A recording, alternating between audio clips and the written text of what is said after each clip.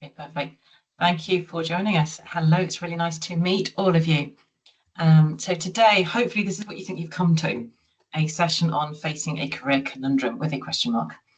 So I will introduce myself in a little while, and we will be using the chat. It's more of a workshop than a webinar, so I hope that's okay with you. What it said originally, I'll introduce myself as a career confidence, navigation and transition coach, otherwise known as a career wobble coach, because that just seems an awful lot easier to say than the big long explanation.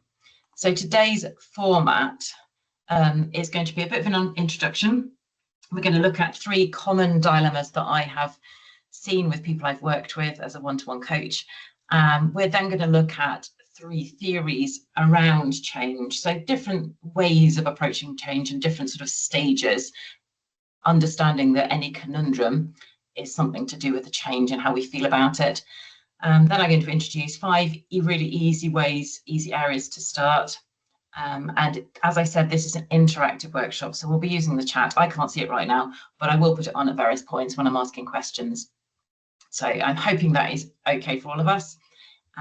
And let's fire ahead. So some ground rules. So Kevin said that what he said is that although this is recorded, if there's any parts that you don't want to have shared because you for whatever reason, then just make sure you make a note of it. The comments won't be shared because that's obviously where the chat won't be shared because that's obviously where we can have communication, and it's easier to edit that out. Remembering everybody's feelings, everybody's experiences and ideas are valid in this space, and there's no judgment. So feel free to be honest with yourself and honest with us. Are there any other ground rules that you would like to have in here in this session? Because it's very much your session with me facilitating it. So if there's anything else you'd like to have included, feel free to put that in the chat. And I will make sure that's included. And at any point, if you want to put anything in the chat, that's fine too. So, as I said, conundrums are all about change. So this is our first opportunity to have a bit of a workshop bit here. So what does change mean to you? So there's 2 questions. First of all, what does change mean to you? So I'll give you a couple of minutes to pop that in the chat, or if you'd like to say it out loud, feel free to contribute verbally as well. So what does change mean to you? And what do you hope to gain from this session?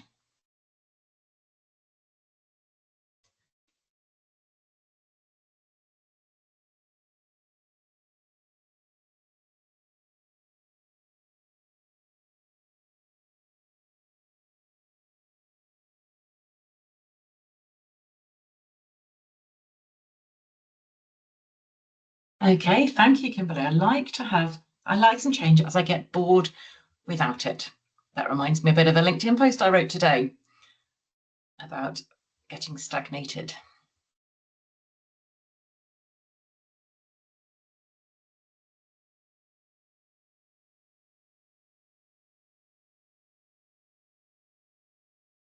And what do you want to gain from this session today, Kimberly?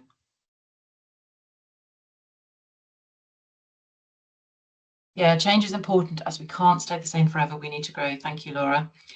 That's the whole premise that I've heard many times before. If we're staying still, we're actually moving backwards. Change is doing something challenging. Thank you. Is it Naya? I don't know how to say your name. I apologise. Anita, making or doing something different to the usual stuff or things. Thank you. And what would you all like to gain from this session? I'm assuming you've come with some sort of conundrum, which we will think about later.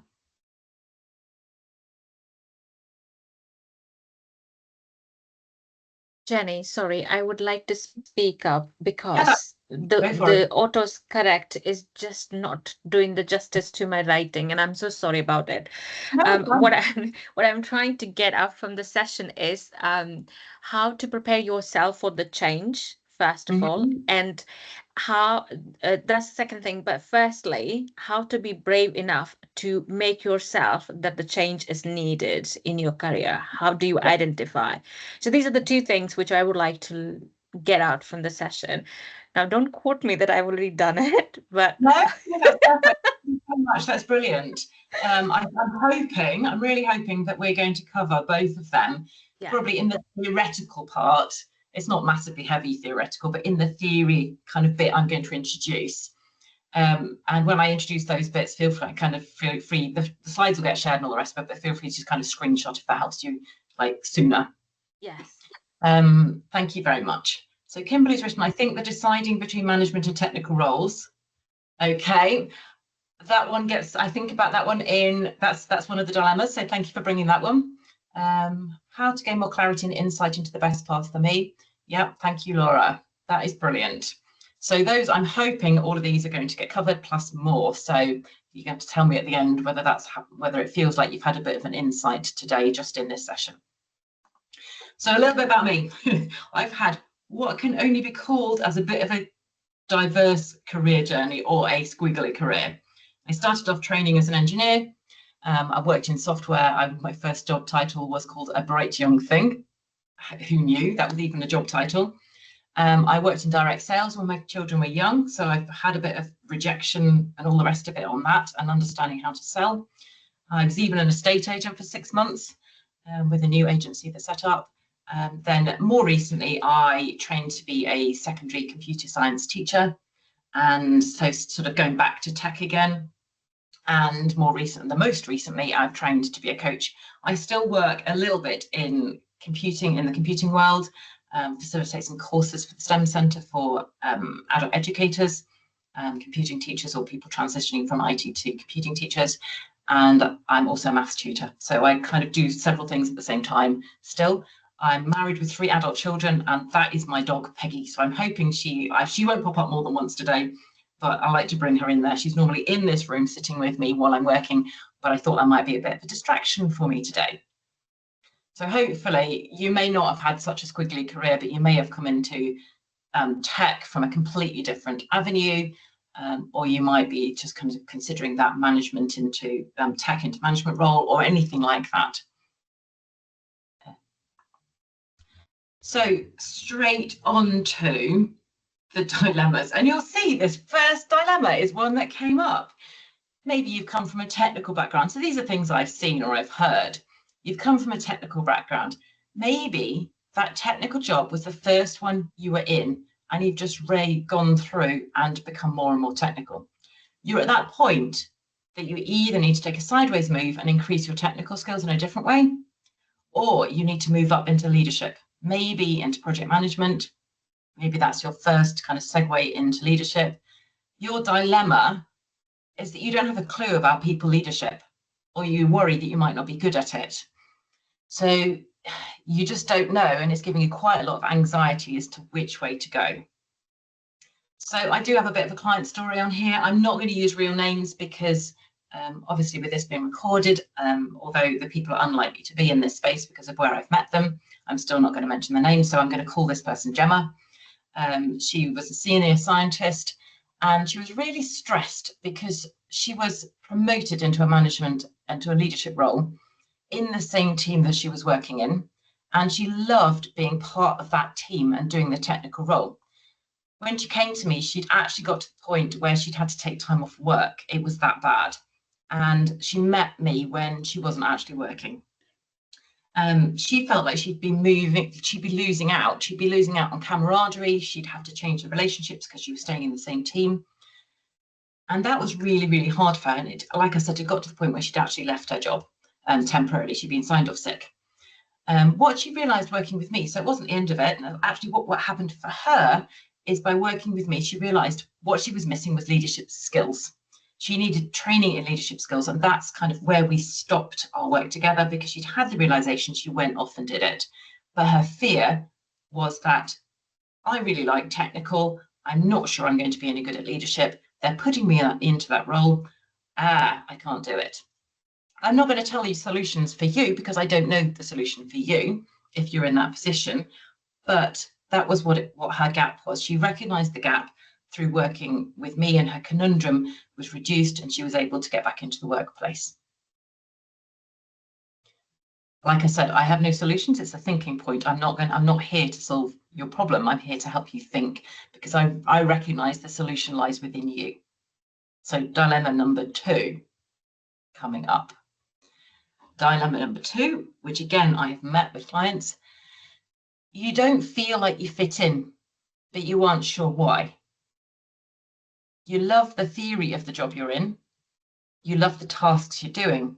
You can feel the clash, but you don't know the source. With this one, it's quite likely there's either a clash of values between you and other people or between you and the company. So as before, I have a bit of a client story here. Again, not her real name, Sarah. She was in financial services, so not specifically in tech. She felt she was pushed out due to another employee. Actually, with her, that other employee was male, and I'm not saying this is always the case, but often it can happen with females. There could be a struggle with the characters, with other characters when you reach leadership. And that was where she got to. She recognised she was really good at her job, but there was some sort of clash. She felt like she was pushed out. Working with me, she worked through all these thought processes, all of the feelings she was having. She thought she was going to want to leave financial services, but she didn't in the end. She moved companies and decided to stay in financial services. So didn't want to make that whole career shift because she was really good at financial services. She just lost all of her confidence.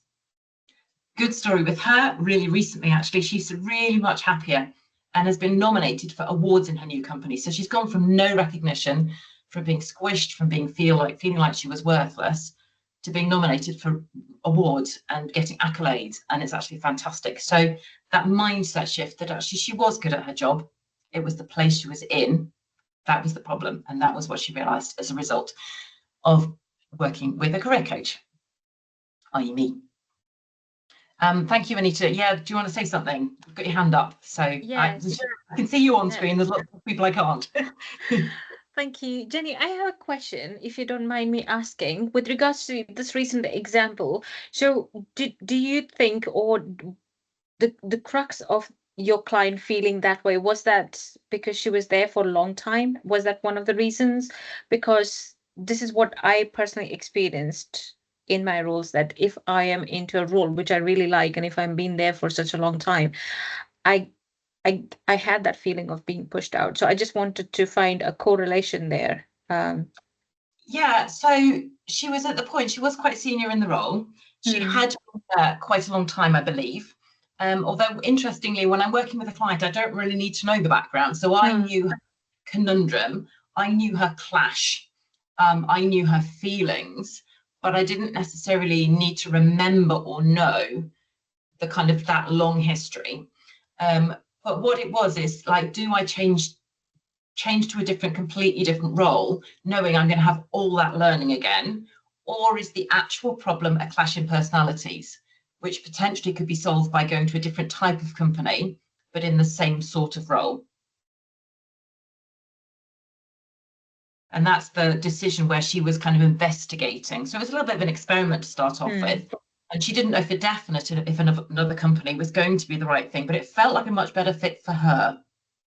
So like I said, every person is very different, and it depends what specific conundrum you're facing and kind of where it fits. So your story might be different to hers, but there may be things that ring true and that feel similar for you to kind of be able to investigate. Yeah. Okay. No problem. Okay. Thank you very much. Let's move on. Sorry. No, it's fine. I slowed it down. Yeah, it's really difficult to think through these things. That's why often I say, well, I can't solve, you know, I'm here to give you some general ideas of things that I've seen without going into too much detail. So kind of go, oh, I've spotted that. Yeah, I recognize that sort of thing going on for me. Okay, dilemma 3, redundancy. Okay, that kind of can be associated with a clash, because sometimes redundancy can happen as a result of a clash, and it's not to do with the company, it is actually to do with the relationship. But this one is different. This one that I'm going to bring now is the rug feels like it's been taken from under your feet. You didn't see it coming. It feels personal. You feel worthless. But what you need to do, specifically when it's a company that has making several roles redundant, is that it's your role that's been made redundant, not you. Often companies, practically speaking, need to make roles redundant to stay afloat. If they don't, they'll close. So they're saving lots of jobs and having to sacrifice some. It's often not personal, but it feels like it is. You might have been last one in, first one out. It might be you're too expensive for what they can afford, whatever it is. So that's a really painful one, but the mindset shift on that is it's not about me. It is about the company. And the only time it becomes about you, like I said, is when there's some sort of clash of personality, but you'd have recognized that coming more likely. This one is where you know something's going on with the company, or maybe you don't, and they suddenly announce there's going to be redundancies. So the commonality between all of these dilemmas is that the person knows where they are right now. It doesn't feel great for some reason. They don't know where they want to be, and they don't know how to get there. And this is why they're all stuck. So a quick what about you? So this is the bit that potentially might want to get chopped from the recording, is the bits in chat here. But I'd love to know what dilemmas you've faced or are currently facing, and what are the specific conundrums. So you don't need to share the specifics, share as much as kind of you want to in terms of detail, but sharing some of your story might help other people who are in this call feel less alone. And I have got one other dilemma to share if you know, at the end of this particular bit that kind of came to me just before the call.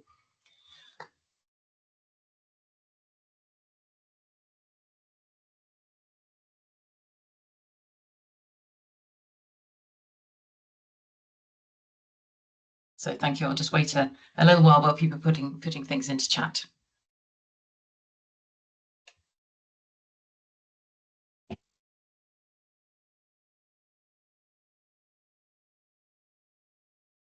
And again, if you want to, if you're happy to speak this through while people are chatting, feel free to pop up a hand.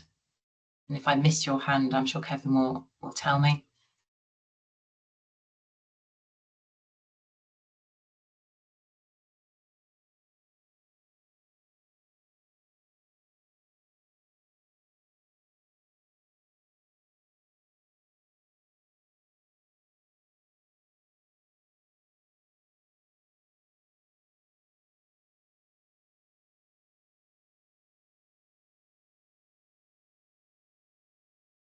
Oh, thank you, Kimberly.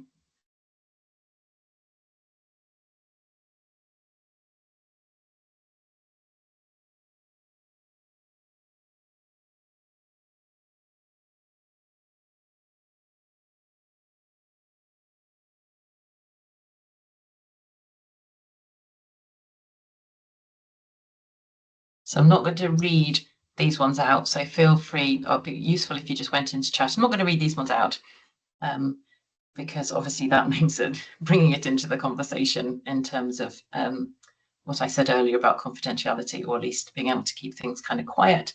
So have a look at the chat and look at what's there. The commonality here is being stuck, knowing you like something, but not knowing whether that means you should be changing, be progressing, you want to move on, you want to grow.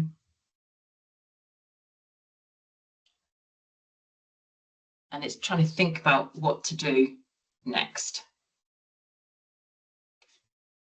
Like I said, there's no solutions. I haven't got solutions, but I've got ways of helping you think, because everybody's story is different. But here's another dilemma. Another one that I've heard from a client recently is they were a contractor for many years and they didn't know whether to become a permanent employee. So that's another thing that can happen quite a lot. Contracting pays more, gives more flexibility, but she'd found herself in a position as a newly single mum with teenage children. And she realized it was less reliable to be a contractor, and it involved quite a lot of travel. So that's another conundrum that people often face. You enjoy the shiny, bright thing of getting lots more money, but actually it's quite difficult to do, especially if you find yourself in a different personal environment.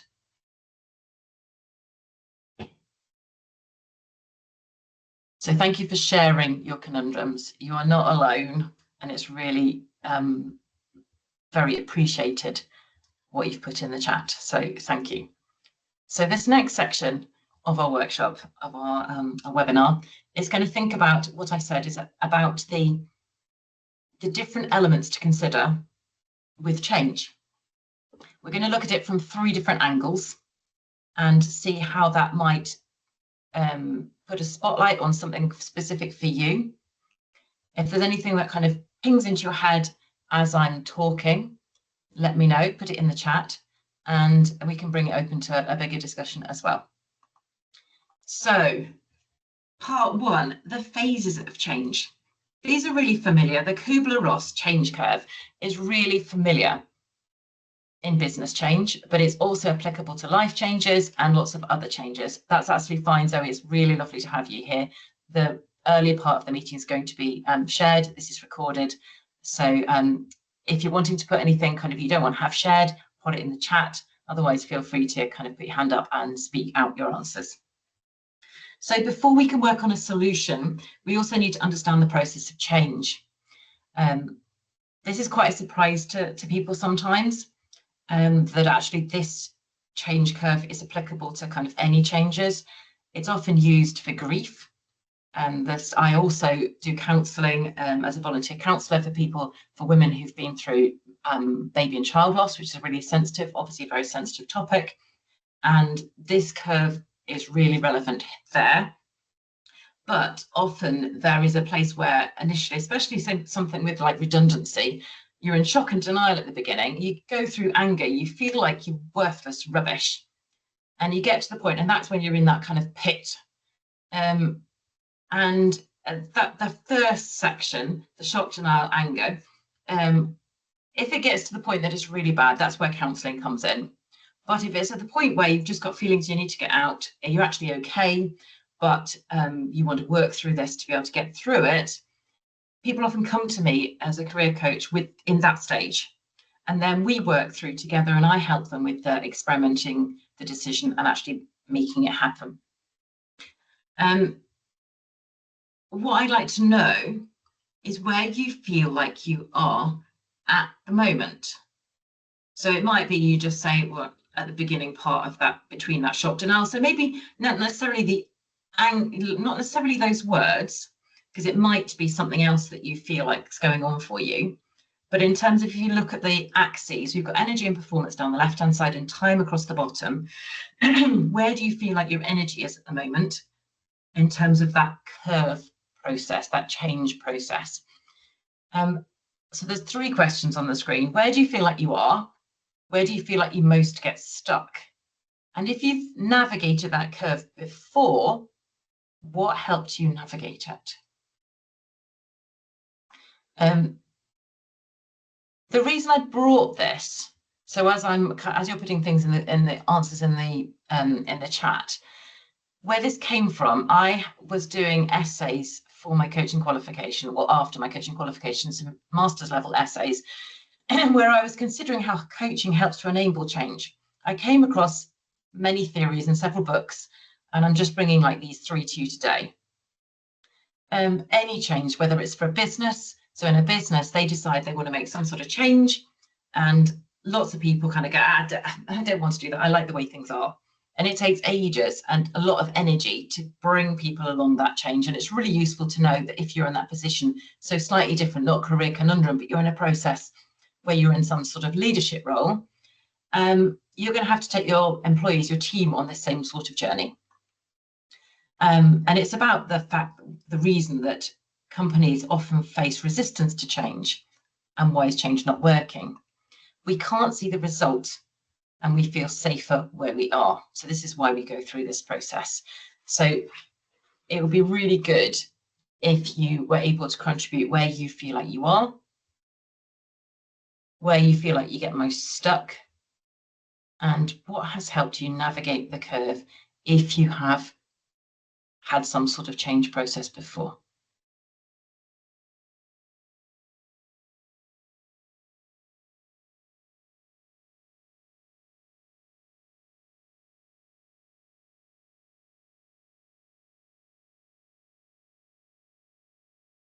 Okay, thank you. Thank you, Kimberly.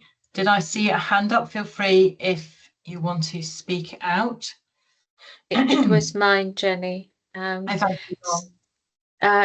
I'm just kind of thinking, because my situation was a bit different, but I can relate to it. So 6 months ago, my company went through the restructure, but because I was kind of, very well regarded and I was good at what I was doing, the company decided to keep me, but they pushed me into a role which didn't align with my career progression or, where I want to take my career. So I delivered what was expected from me being into that role, but the role didn't give me the satisfaction. So once I was done delivering what was expected, I decided to leave the role, because I think for me, my career was far more important than what the company was thinking. And that is what sometimes I feel, that you go beyond your limits to prove your loyalty to the company, but then the company doesn't treat you or reciprocate there. So where I am in the whole process is that when I decided to leave the role, I thought, oh, I'm too good, I'll find the role within 3 months or those sort of things. So maybe I was not prepared for the bigger picture of the change. I didn't prepare myself for the uncertainty. And this is where I am, that I am kind of like, this is my second month without being into a role, and I'm still navigating. So I think it's the uncertainty, how I'm navigating. I'm a little bit disappointed, to be very, very honest, disappointed with my own expectations, that I expected that, I'll get my foot in the door maybe in first 2 weeks, but things didn't work out. So I'm a little bit disappointed. How I'm navigating through this whole change by keeping an open mind, as in, like, things can change anytime. And I'm heavily relying on people like yourself to guide me through this, because I think it's really important if I can be open and be aware of what is happening in the market, because you speak to more people like myself than I speak. You know what I mean? So you have a lot more visibility of what's going on than me. So this is what is helping me. Does that answer your question? Am I able to tell you how I'm feeling? I'm literally disappointed. I need a job right now, but I don't have one. Yeah. So so it's a little bit different, like, and actually similar to somebody else saying, actually, looking at the job market is quite difficult at the moment as well. So you might have an idea in your head, but necessarily at the moment is looking at how, ideally we find a company that matches us, we find a role that matches us, we go for it, we get it. And so there can be like this, do I have to compromise? There's lots of other questions that are going on in our heads at the same time. So it all depends on what that kind of first part of the change is, as to what specific journey you're going to be going through. Yeah. So I think in a nutshell, then it brings me to the conclusion that I was not fully aware of this change which was happening, because this is a massive change, right? And if I'm not mentally, physically, emotionally prepared for it, then I'm going to struggle, which I am doing. So that's all I can say about myself. And I don't think you're alone. If you look on the chat, there's somebody else who's mentioned the fact about feedback and ghosting. That can be really hard. You put a job out. What is going on? What is it that, and you take that personally, the ghosting. I mean, I do as well when I'm reaching out to clients and I can just get nothing back, or get no feedback from work I've done with somebody, which happens occasionally. And it's that recognition, actually, they're not really thinking about you. It's the same with redundancy. The company is not really thinking about you. They're doing it for themselves, for their own survival. At the end of the day, as an employee, we are a number. Again, you'll have seen that on LinkedIn post if you follow me on there. You're a number. So I'm on a seat, yes. Yeah, it's working out what matters to you, and trying to find what works in alignment with yourselves. And that's the process I go through with clients, is working out that alignment phase. So thank you again. Thank you so much for sharing what is in there. So we've got somebody who thinks they're in the decision phase, somebody else at the experimentation phase, which is a bit of a scary one, can be, but exciting at the same time to find out what might fit and what might work for you. But it can be really hard as you're putting feelers out there, and sometimes you slip back into what I sometimes call the washing machine of depression, because you can kind of go around in circles, feel like you're jumping out of it, and then you get ghosted and you slip back down. It's a bit of a curve trying to reach back out into it. Okay, so that's the phases of change, really useful to know so that you can recognize them and go, aha, this is why I'm feeling like this. It's okay. The next stage might be this. You won't necessarily feel all of them. Like with grief, you don't necessarily feel shock, denial, anger in that order, or any of them, or you might go through it incredibly quickly, but it's the awareness of what goes on with change that's important. Okay, when I talked before about resistance to change, and why change when something is working, this is about something called the immunity to change theory. So it's 4 kind of parts. It can be a little bit tricky understanding this picture. So I'm going to look at the other screen, so away from to the side, because I've got it too small in front of me. So the first part is thinking about what stops us changing. So it's thinking about the changes you want to make, but you're unable to keep. So that's the first bit, the commitment improvement goal. So you've got a goal. And in fact, I worked with a client just yesterday, and hers was all around procrastination. So it wasn't a career conundrum as such. It was something she came with. It was a change she wanted to make. She wanted to get more productive, but she's just unable to keep it. She's done this three times, I think, 3 sessions consecutively. The same thing comes up. And what she was trying to work out yesterday was what she was doing, which is stopping her making the change. And she identified that, but then she got really stuck on number 3, because she loves the relaxation of not doing the work, of not doing it, and she hates the pressure when she gets under pressure and having to complete this thing. So she's got a real conundrum going on there. She's got a real part 3 on here. She's got a real stuck at this point as well, for her internally. And often there's competing forces with our success. So it might be for, your goal might be to get another job.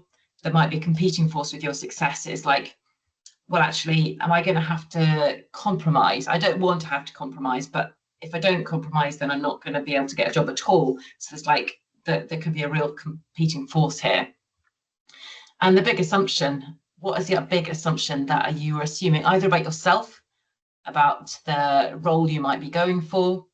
And again, I can't put those questions into your head, but understanding this process can help you work out why you're not able to make the change you're wanting to make. So again, have a little look. Is there anything that's ringing true for you in here?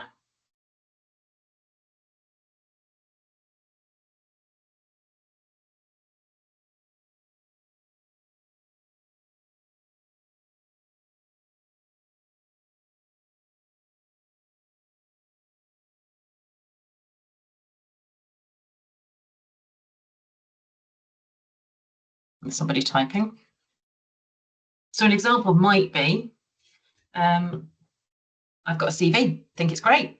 The goal might be I want a new job. Activities or actions you might be doing. Well, I think the way I approach my CV and the way I've done everything and the way I'm working on LinkedIn, I think it's great. So what are you doing which is stopping you making the change? Well, you think what you're doing already is perfect.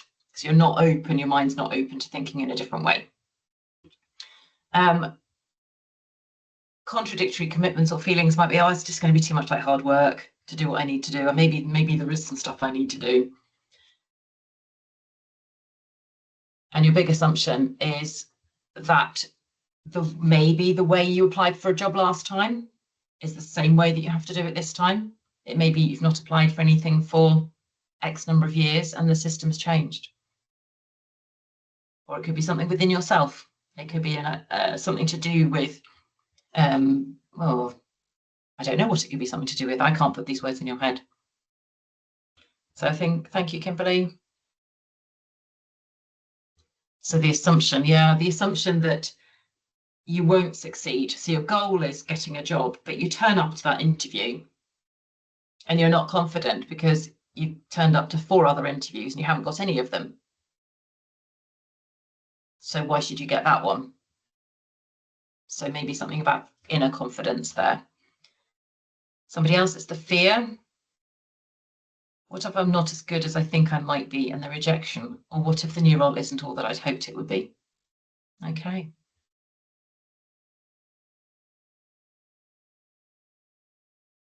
So how could you think differently? Thank you. I think imposter syndrome plays a big part in stopping change. It's an interesting thing here. I like to call it imposter thinking as opposed to a syndrome, because it's a way of thinking as opposed to something we suffer from, which is interesting. Imposter syndrome, so feeling like, so exactly what we're talking about, what if I'm not as good as I think I might be? But think a bit differently, what if I am as good as I think I might be? So viewing it in a moving towards something positive as opposed to fear of something that hasn't even happened yet. And it's maybe looking back at a career journey. So that's one thing I often do with clients, is walk through a career journey, and they've come to the point with me that they're feeling lacking in confidence. And as soon as we do the career journey, they start talking about awards they've won, about promotions they've been given. And I stop them at that point and go, okay, what are you thinking here? How did that feel? How did you get there? And we think about that, we talk about that. And they suddenly realize actually those imposter feelings were just feelings that have been overcome previously.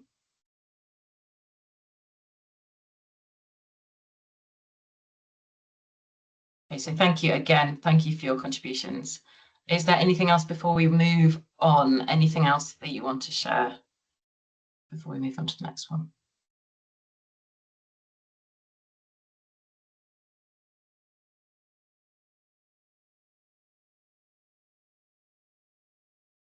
Okay.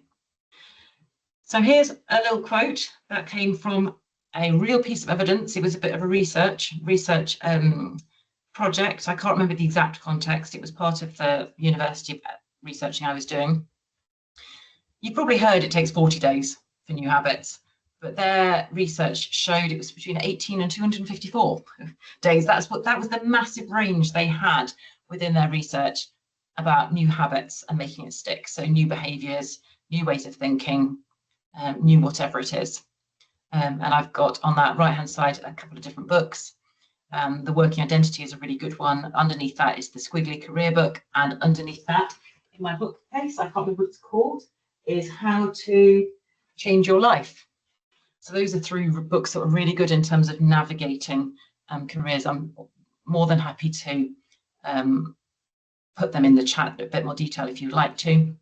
But they can be really good ones in terms of helping you navigate careers and ways of thinking for yourself, if you would like to.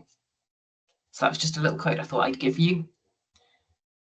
And obviously I can put that into community if Kevin would like, or I can give the details to Kevin if you'd like me to. So if you pop that in the chat at some point, I can return back to those and give you the titles. So the third part is an evidence-based framework. It's intentional change theory, theory of intentional change. So a large part of making a change is not knowing what's in the gap. And I'll take you through this picture a little bit as to how it works.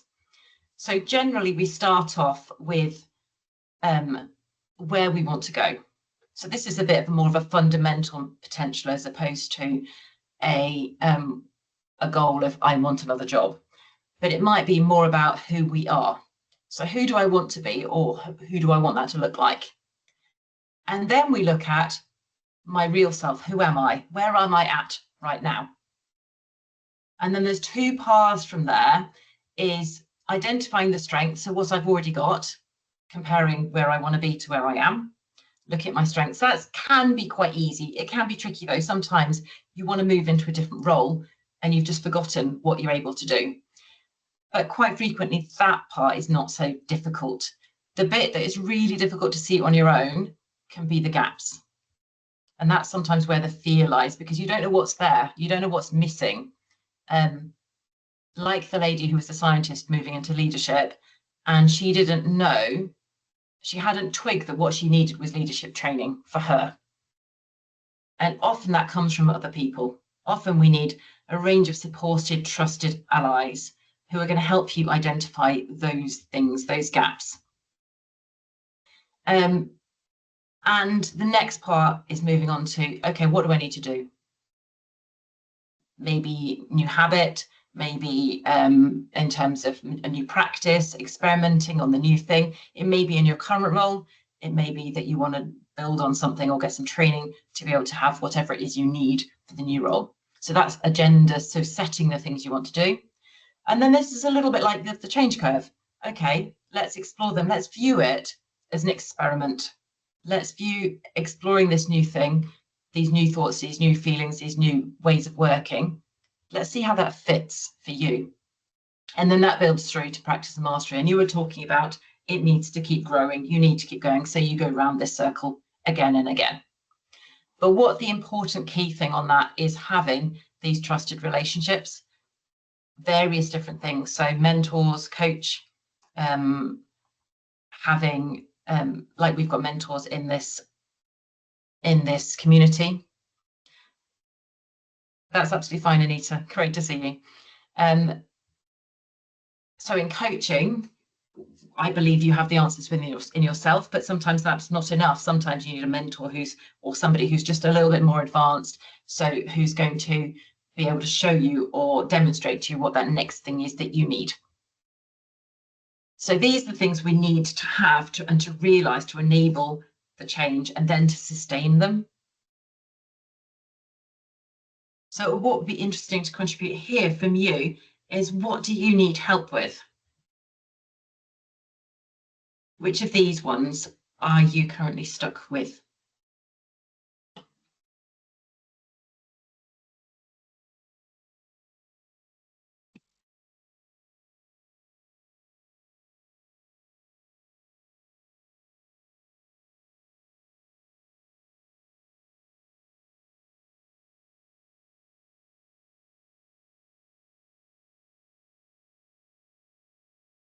Okay, thank you. Okay, so right at the beginning, working out what you want that to look like. Okay, we've got two people not knowing what I want to be, and one, the real self. So reflecting on ourselves and projecting forwards can be really difficult, but it's like whatever stage we're at,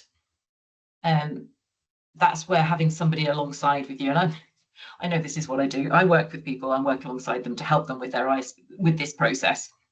However, it's really useful to know and identify where it is you're stuck. And I use this illustration because it's like, what is in the gap? Often we don't know. We can't get from A to B. We need that ruler. We need something to help us get from A to B, and we need to work out. Okay, thank you. Who do I want to be at this stage of my life, coming to the end of career rather than the beginning? So it's working out what next. What do you want the next thing to look like?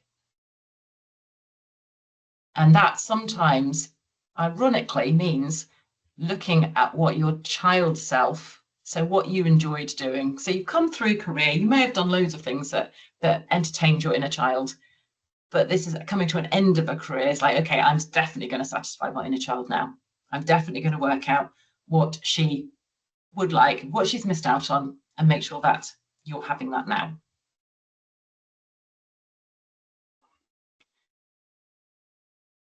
So I've got one person typing at the moment.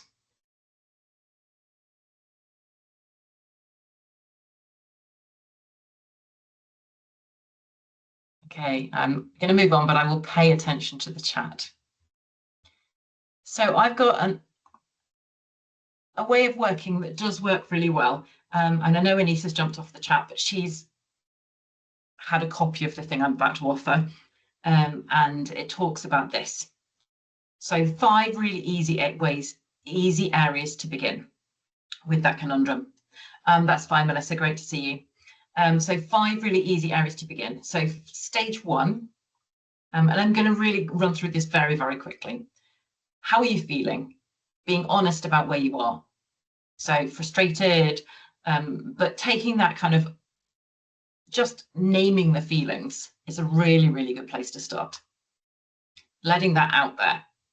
The second one is what you're thinking. Get it all out. It doesn't matter how silly it is to other people. You're just being honest with yourself. Third part, list your options. Weigh up all the options. Again, it doesn't matter if they're slightly crazy. There may be some truth, at least 10%, in whatever you think of. And then weigh them. I'm not going to go into more detail here, but the next stage is just weighing up those options. And then the final part is reflect on that process. It's a really important stage, is reflecting on realizing what you've realized for the first time, maybe. So as we're kind of coming to the end of this webinar, I'm just going to give you a bit of a summary of where we've come. And I hope you like the pictures. You might be in a position where you're working from home, and actually that can be quite lonely, and you want to change how that's working. It might be you feel like a bit of a chameleon. Like, do I want to change what I'm doing completely? And you're that chameleon. Am I having to be somebody that I'm not? And I've had enough of that, and it's exhausting. I can't remember the one with the leaf. I had an idea with that one, but I think it's just the different season. What season of life are you in? And then the fourth one, are you juggling children? Are you juggling being in that position where you're responsible for work, you're responsible for children, you're responsible for all different things, and you want to find a better balance or a different balance? So these conundrums can come in loads of different places. And the position we find ourselves in, we need to acknowledge where we are. To make those successful changes, we need to become self-aware and work through several steps. And some people can feel like they go through the changes really, really quickly, and they can just change from job to job with no emotion attached, and they seem fine. And whereas you might feel frustrated, you might be feeling like you're not challenged in your job. And what might surprise you is sometimes I've had one lady in that position, she felt she wasn't being challenged. And in the end, she stayed in her job and she found a side hustle. That was her solution. But whatever it is, you're feeling is normal for you. So I have got a bit of an offer for you, a really easy one because it's a free thing. So hopefully this QR code will work for you. Feel free to scan the QR code or email me if you'd like to, and to get a copy of my career conundrum guide. It's a bit of a mouthful here. It is 5 simple steps to make sense of your work wobble and regain your footing. It's one of the several different ways that you can work with me. That's the first one. The second one will be to book in for a free chat to consider how I can help you one-to-one, working through that next process. And the third one would be to join my waitlist for an 8-week course I'm currently building, which is aiming to start in early September. And that course is going to be live, but with workbooks and support and an accountability group, which you don't have working one-to-one, and obviously you don't have if you get the Career Conundrum Guide. So there's different things, different ways that you can work with me and to have support from me if you would like it. And yeah, so thank you so much. We are 8 minutes from 1 o'clock, so we've done our timings pretty perfectly. Anybody who feels like they want to scan that QR code, that's fine. Obviously, I can give it to you elsewhere. Take a note of my email address if you want to get hold of me. And I'm happy to stop sharing at this point unless you're desperately trying to get hold of the QR code. And it's been really, really lovely. Thank you so much for all the sharing you have done. I will hopefully be able to see your faces now, which will be way better than how it's been in the session. If there's anything else you would like to put on the chat, now's the time to do it, or to say anything from this call. Thanks, Jenny.